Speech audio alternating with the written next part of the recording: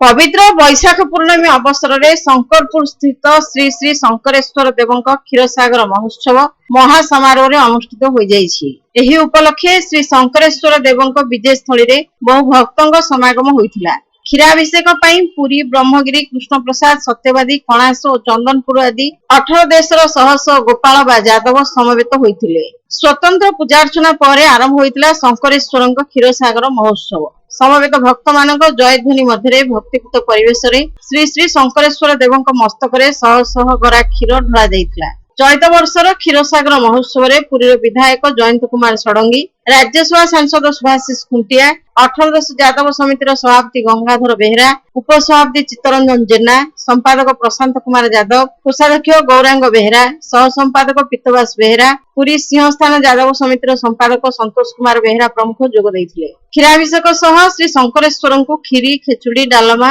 और विभिन्न व्यंजन भोग करा जाइथिला। शह शह भक्त प्रभु शंकरेश्वर को दर्शन करने सहित मंदिर बेढ़ारे प्रसाद सेवन करथिले। सूचना योग्य जे वैशाख पूर्णमी ज्येष्ठ पूर्णमी मध्य जेकोसी एक शुभ दिन में प्रभु शंकरेश्वर क्षीराभिषेक अनुष्ठित होता है। 5 पुरुष धरी आडंबर सहकारे यह आध्यात्मिक उत्सव पालित हो आसुछि। मुरबी रवि बेहरा, इंदिरा बेहरा, गदाधर बेहरा, धड़ू बेहरा, सनिया महाभुई, भिकारी बेहरा, मक्कू जेना, वीरेंद्र बेहरा, भिकारी महाकुड़, कवि बेहरा, वीरकिशोर बेहरा, सुरेश माणिया और कालिया बेहरा प्रमुख यह आध्यात्मिक उत्सव परिचालन में सहयोग करथिले। क्षीराभिषेक संपर्क में एक सुंदर जनश्रुति रही।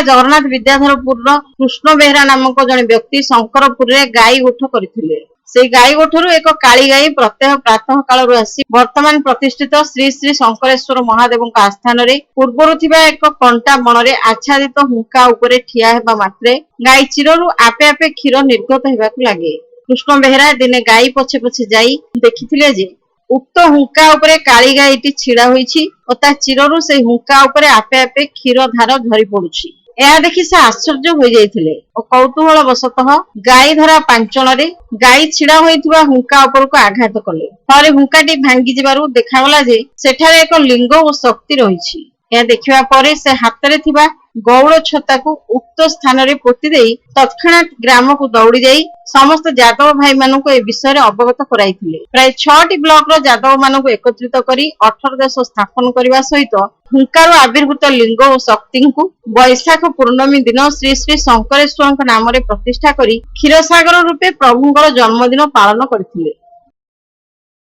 आज हूँ वैशाख पूर्णिमा बा बुद्ध पूर्णिमा।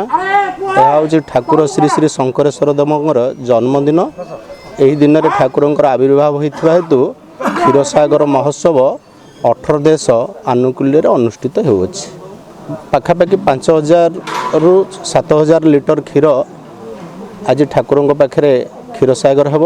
ए देशी गाई क्षीर प्राय 5-7 हंडा क्षीर देशी गाई क्षीर ठाकुर पाखे अभिषेक करा।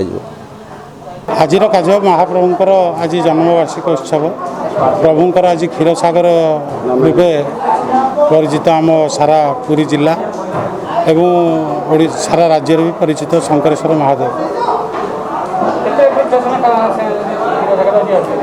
आमर 6टी ब्लॉक यादव भाई मान जिते क्षीर व्यवसाय गाई क्षीर एवं महिषी क्षीर गाई क्षीर प्रभु को लगे हुए प्राय 2000-3000 लिटर गाई क्षीर प्रभु स्नान करेंगे एवं जो अव्याहत महिषी क्षीर देशी गाई जर्सी गाई क्षीर सब क्षीर अव्याहत रही।